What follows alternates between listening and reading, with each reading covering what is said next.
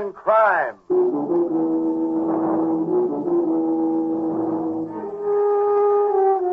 The American Broadcasting Company presents I, Deal in Crime, starring William Gargan as Ross Dolan.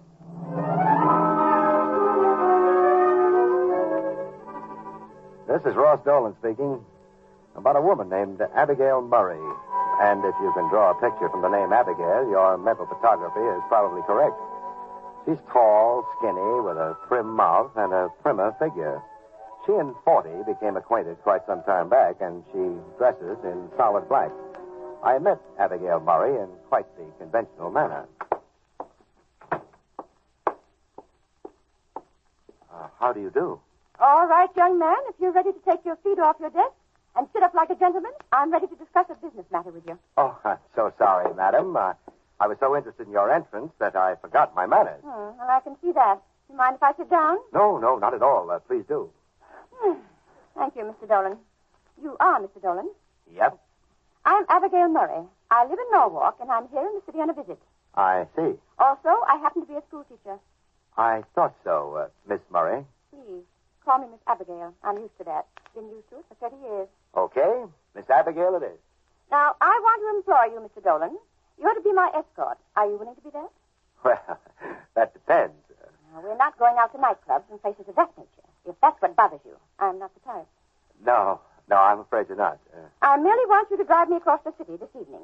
I'm visiting an old pupil of mine, and I dislike driving in the dark. That's all, huh? Just drive you around tonight? Certainly. Miss Abigail, there must be more than that. If you just wanted to go across town, you could have taken a taxi cab or the streetcar. Oh, no, I couldn't do that. All on account of the letter. Letter? Of course, the letter. The one I have in my purse. Oh, Miss Abigail, you didn't tell me about the letter. Oh, naturally not. I haven't come to it yet. Well, this letter, what does it say? It merely says that I'm going to be murdered tonight. I took a long look at Abigail Murray, and believe me, she wasn't kidding. Also, in her prim New England manner, she wasn't particularly worried about the threatening letter either. She handed it to me, and I read it. Abigail Murray, you should have stayed in Norwalk. Now it's too late, because tonight you are going to die. How did you get this letter, Miss Abigail? It came to the hotel where I'm residing by special delivery. But who could have sent this letter? Do you have any enemies? Well, I've been a school teacher for 25 years. What do you think? Well, I think the police station is a good spot for you. Come on. Mr. Dolan, I wish you would dispel the notion that you can order me around like a simpleton. I've never gone to the police, and I'm not going to go now. But, Miss Abigail... Now, do you wish to escort me across town tonight, or shall I find someone else? Okay, you win. I'll be your escort. Fine. I'm staying at the plaza. Pick me up at 7. Oh, no. If you want me to guard you, I'm starting in right now. But I'm going to the beauty parlor. Having my hair waved. Well, I'll be glad to come along, to make sure the curl isn't too permanent.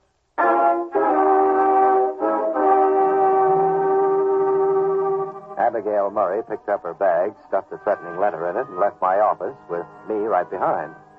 She really did have a date with a hairdresser, and I spent an interesting 3 hours in the outer room playing handies with a manicurist. Then we had dinner.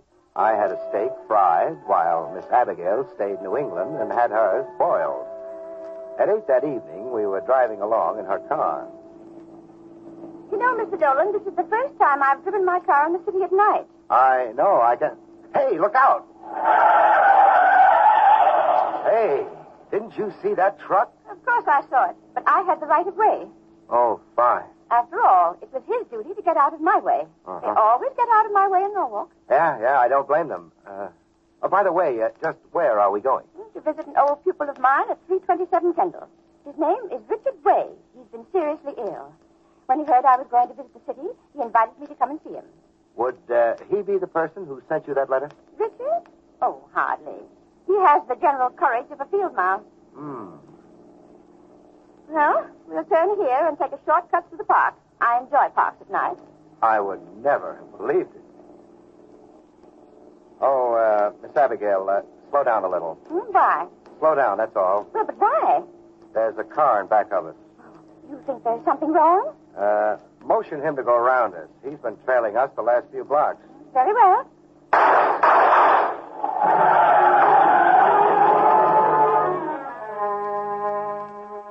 The guy had fired 3 shots at us. Abigail let go of the steering wheel, and our car made a sharp right turn into a convenient tree. By the time I untangled myself and got out, the would-be killer had disappeared in a cloud of blue smoke. Those shots, they came right through the back window. He was shooting at us. Not us, Miss Abigail. He was shooting at you. Now, let me see if the car is all right, and then you and I are going to the police. We should have done that in the first place. I want to visit Richard Way. Later. Now, let's see. He's banged up the front of the car. Is everything all right, Mr. Dolan? Yeah, you didn't do any damage. Just dented one fender of it. Uh-oh. Now, what's wrong? The tire, it's flat. Is there a spare in back? Oh, yes, of course. Well, hand me the keys, will you? We'll have to change that tire before we go any further. Here they are. Now, you just take it easy, and I'll have this beauty switched in a hurry. Perhaps I could help, Mr. Dolan. Okay, come along.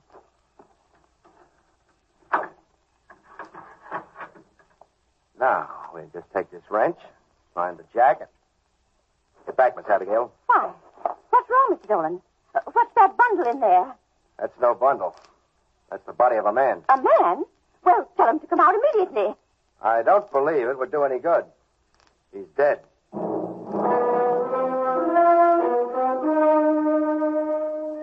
The dead man was tucked into the back of the car like a sack of potatoes. We got a flashlight out of the glove compartment of Abigail Murray's car and looked him over. He'd been shot once. I could see that right away. Then Miss Abigail gave out with a startled exclamation. Mr. Dolan, that's Richard. Richard? Richard Way, the man I was going to visit this evening. We've got to get to a telephone right away, Miss Abigail. The police will have to be notified. They'll ask a lot of questions. Oh, murder always brings out the bump of curiosity on a policeman's head. Oh. Of course, he could have committed suicide.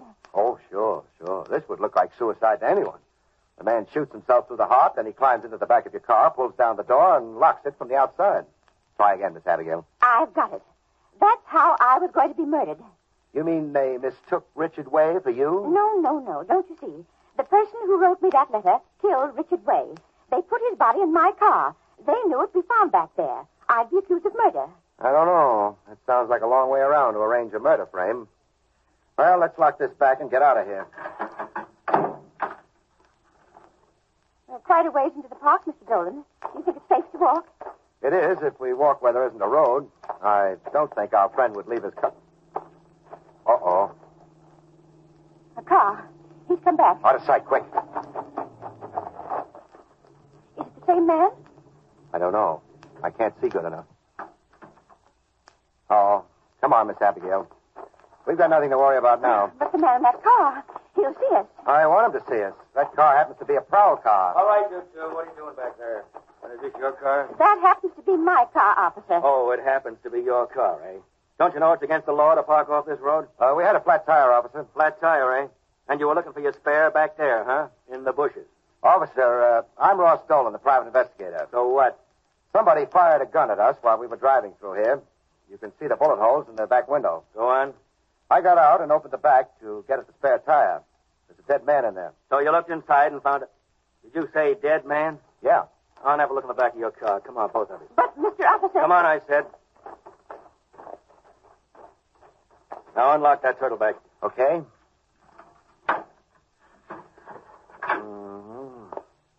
You didn't touch him, take anything out of his pocket. Naturally not.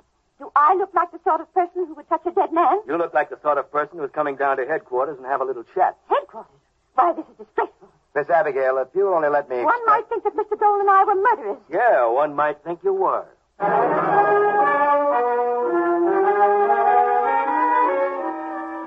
Carter was one of those coldly efficient cops. He had me drive his police car to headquarters while Abigail Murray fumed, fussed, sputtered, and threatened. But it was like knocking down stone fences with a handful of sponges because Carter just sat back with no further comment. When we got to HQ, he herded us into a room for questioning. I shall certainly telegraph the mayor of Norwalk. I've never before been treated in such degrading fashion. Now, don't take it so hard, Miss Abby. All we've got to do is prove that we didn't kill Richard Way, and they'll let us go. But why do we have to prove it? I always thought a person, was presumed innocent until they were proved guilty. And so far, no one has proved anything. I know. And that officer, that Carter person. Did I hear somebody mention my name? You certainly did. And it was I I? I thought so. Now then, I want to ask you both some questions. After that, we'll decide what's to be done. You, Dolan, I looked over your identification. Yeah? What's your story? Well, Miss Murray employed me to drive her across town. I took the job. We were driving through the park. Somebody took a shot at us and blew out a tire. That's when we found Richard. I mean the body. Miss Murray, I was talking to Mr. Dolan. When I finish with him, there are some matters you and I shall discuss. I was just trying to help. You'll get your chance. Oh. Now, you found the body, eh? Yeah, when I opened the turtle back on the car to get at the spare tire. Then what? Then I started looking around for a cop. In the bushes, off the road? What kind of a cop were you looking for? All right, Carter, you're having your little fun, but you forget. Some guy with a gun had just fired 3 shots at us. Did you expect me to parade around like a big fat target? Go on. Well, when we heard your car approaching, we ducked. When I saw the PD label on the door, we came out, period. Okay. Now, Miss Murray, you employed Dolan because you were afraid you'd received a threatening letter. I substantiated that statement with proof, Mr. Carter. I gave you the letter I received. So you did, and that's why I'm asking all these questions. You see, the dead man, Richard Way, had some notes in his own handwriting in his pocket. Is there something unusual about that? There is in this case, Miss Murray.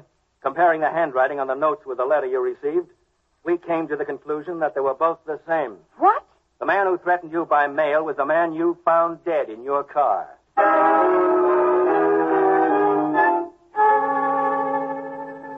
There was a lot of similar chit-chat which took place at police headquarters, but Carter finally let us go.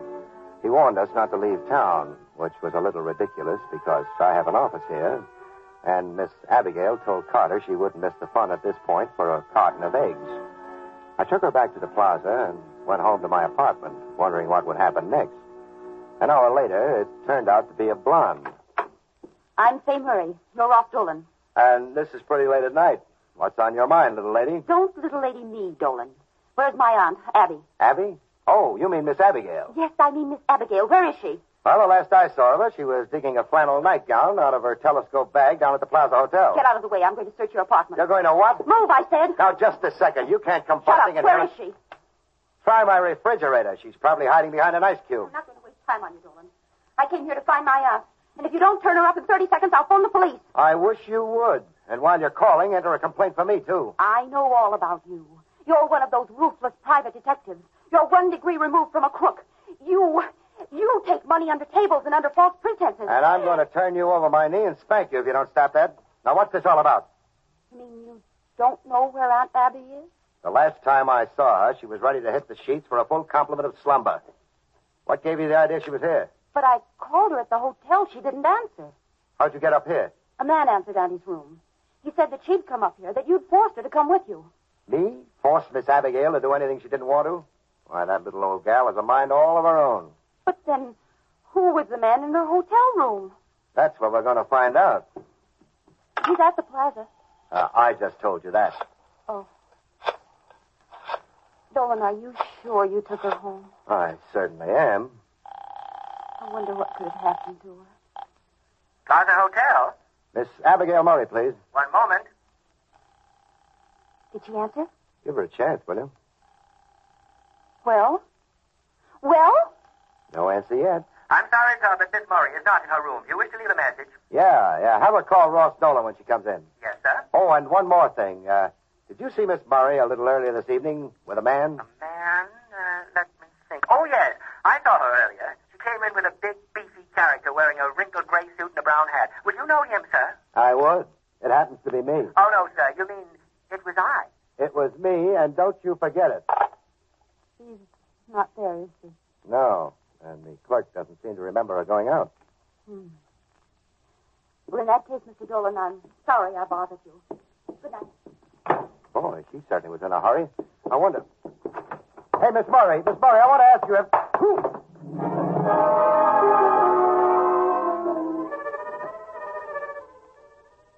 I never did find out what hit me, but from the size of the bump on my noggin when I woke up, I figured it was at least the Santa Fe Chief or a Constellation full speed ahead. The first thing that greeted my sight when I opened my eyes was a pair of black shoes. I let my eyes travel upwards. All right, Dolan. What did you do with her? Do with whom? Abigail Murray. She's disappeared. That's what I like about you, Carter. You always bring out the news when it's a day old. Get on your feet. I want to ask you some questions. You've just got no mercy at all. Hey, let me shake the ache out of my gray matter. Well, what happened up here? Somebody slug you? No. I just butted my head against the wall. I do it all the time. Now then, what happened to Abigail Murray? You know as much as I do, Carter. You know about the car disappearing? Her car? Well, you took care of that. I sent the wagon out to pick up the body. They brought in the body, and the garage man sent a truck out after the car. When he got there, it was gone. Well, you got me. This is the first I've heard about that. I called Miss Murray at her hotel. She had gone. No one had seen her leave. Now, Dolan, just what goes on around here? What's the gag? I told you I don't know. I called her, too. Her niece was up here looking for her. Her what? Her niece, Fay Murray. Niece, huh? What's wrong with that? We checked on Abigail Murray at Norwalk, and she hasn't got a father, a mother, no brothers, and no sisters. So obviously she couldn't have a niece. So what are you trying to give me? A little information on what happened after I took Abigail Murray to the Plaza Hotel. I came home, was here an hour when her niece showed up. I'm trying to tell you Abigail Murray doesn't have a niece. So the girl just said she was her niece. Give me a description on the way downtown. I'll get out a call on him. On the way downtown? Where am I going now? We're going to the morgue. I want you to take another look at Richard Way. It couldn't wait till morning, huh? I want you to see that body before it disappears, too. I began to think about a number of things regarding Abigail Murray. Also, Fay Murray, the niece who wasn't a niece. Who was she, and why was she looking for Miss Abigail? Then we pulled up in front of the morgue, got out of the car, and went in. Did you take anything out of the dead man's pocket, Dolan? The first thing I learned as a private detective was to leave that strictly alone. Why? I just wondered. In here. Say, who's the guy over there? You'll find out in due time. Okay, take a look. This the man you found in the back of your car? Yep. Sure? You can make a positive identification? Yep. I remember where the bullet struck. Also his face. Uh-huh. Mr. Way, would you mind stepping this way, please? Yes. I must be seeing double. This can't be. Well, Dolan, what do you say now? Well, this guy must be the dead man's twin brother. I've never seen such a resemblance before. That's right. This is John Way, Richard Way's twin brother, Ross Dolan. Now then, Mr. Way, mind telling me again, when did you see your brother last? About 7 o'clock. He said he had an errand and left the apartment. Did he mention his appointment with Miss Murray? No, he didn't. You have no idea how your brother's body got in the back of Miss Murray's car? None whatsoever. Okay, thanks, Mr. Way. We'll call you if we need you. Thank you. Say, you want any more from me, Carter? No, just be around where I can find you. Well, I'll be home. Say, by the way, have you checked the bullet holes in Miss Murray's car to see if they match with the bullet in the dead man? I'd love to, but we haven't found the car yet. Say, when you do, Carter, I've got a little bet for you. Yes? I'll give you 2-1, they match.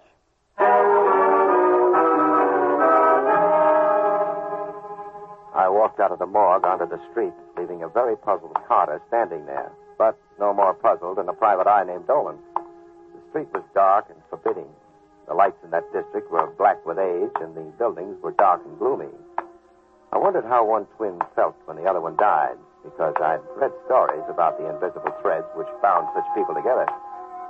Then I felt a hand on my arm. Dolan, wait. Well, Miss Fay Murray, or have you switched to another name by this time? Dolan, I've come to ask a favor. A big one.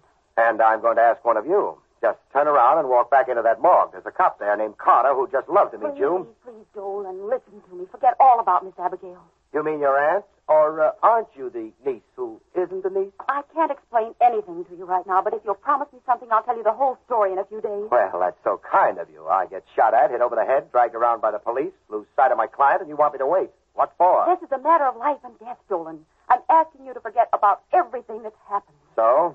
Because if you don't, somebody else will die, too.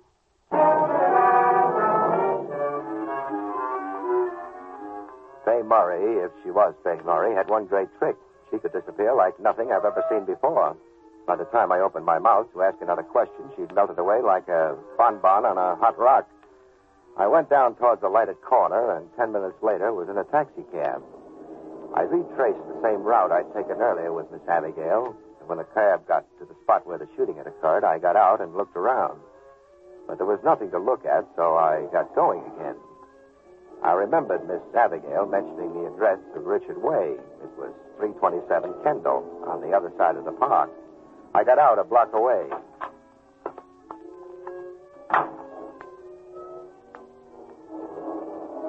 I stood there until the blinking red taillight had disappeared around the corner.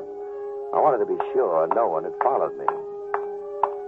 Then I made my way inside the apartment building and got the apartment number off the mailbox. I didn't care to announce my presence, so I took it very easy going up the stairs. The apartment building was as quiet as a grave, and the word grave reminded me of the dead man lying down in the morgue. When I got to the door of the apartment I was looking for, I could hear voices. John Way and Fay Murray, but they were too low to make out. So I looked for another method of getting in on the know. The apartment was one of those two-bedroom and bath affairs with a separate door for the kitchen. I moved inside through the kitchen. The two voices grew in intensity as I moved towards the living room door. John, you promised. Of course I did, my dear. Of course I did. That was to get you back here. But you told me if I got rid of Dolan, you'd take care of everything. You'd let Miss Abigail go. Oh, and so I am, my dear. I am going to take care of everything. You know, I could go to the police. I could tell them the whole story. In your present condition, I hardly think so. In that case, I'll scream. I'll yell as loud as... You little fool, you make one sound or I'll kill you right now.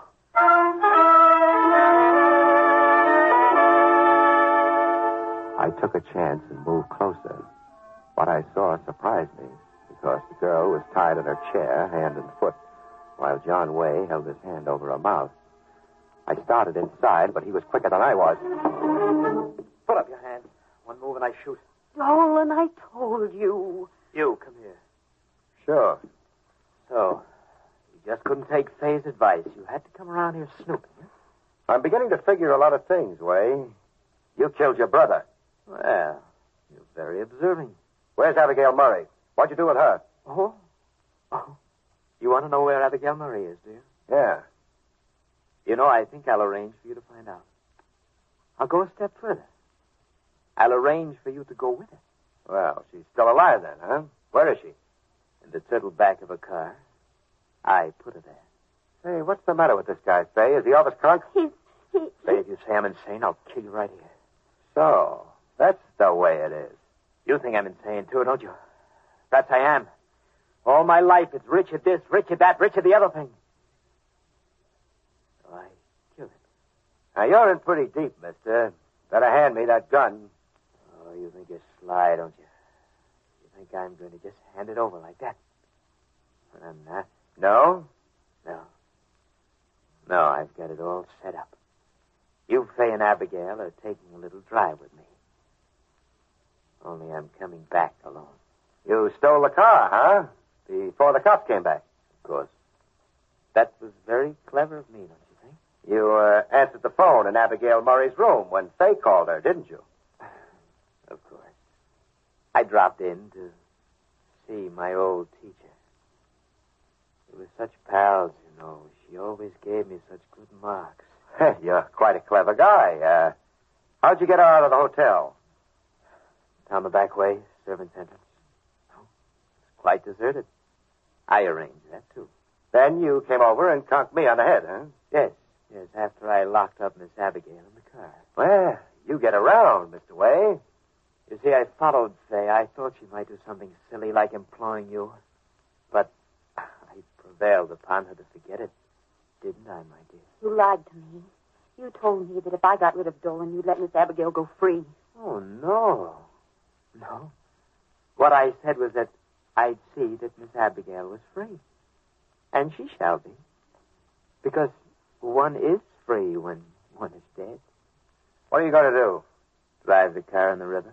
They'll never find it buried in the mud. They won't find us either. Naturally not. You'll be in the car from now on. You, Fay, and Abigail. And what happens when you try to get me out of here? I could start a ruckus. Oh, I have that plan, too. Turn around. What for? I said turn. Okay.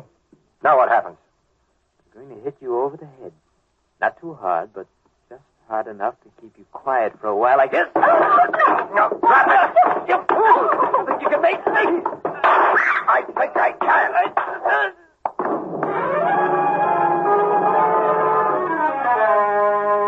I was lucky enough to catch John Way with a fast chop to the chin. Then I phoned Carter, who came out with a squad and took John Way down to the clink. At his trial, a group of doctors testified that he was violently and incurably insane. Later, I had a meeting with Miss Abigail and, of course, Fay at the Flamingo. My, Mr. Dolan. When I asked you to drive with me that night, I never dreamed that we would become involved in such an adventure. Well, neither did I. What puzzles me is, how did John get hold of my car long enough to put Richard's body in it? Well, he told the doctors at the trial that he saw you take it into a filling station to have it greased.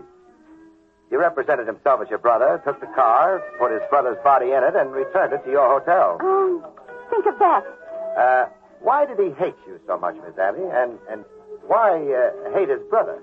You know, I can't understand that. Richard was gay, a good student, well-liked. John was exactly the opposite. Moody, a bad student with violent dislikes. It probably gnawed away at his mind until he made it up to get rid of the two people he hated. Yeah, I think you're right. Well, now, let's talk about Fay here. Why the pose as Miss Abigail's niece? Say, you're merely an old friend.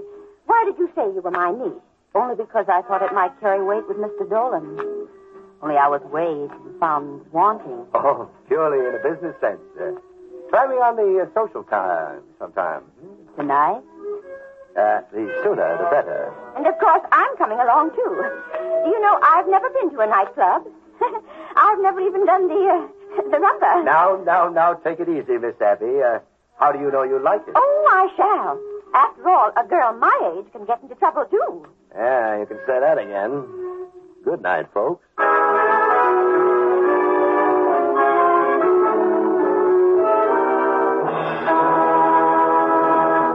Don't forget to listen again next week, same time, over most of these ABC stations, when you will hear William Gargan say, I deal in crime.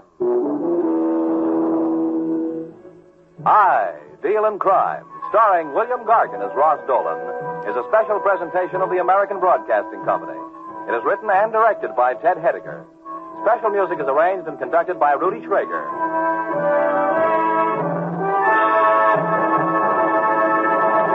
Now, here's a special program note. International intrigue. That's what David Harding finds himself involved in on tomorrow's thrilling Counter Spy case. Don't miss David Harding Counter Spy tomorrow afternoon over this same ABC station.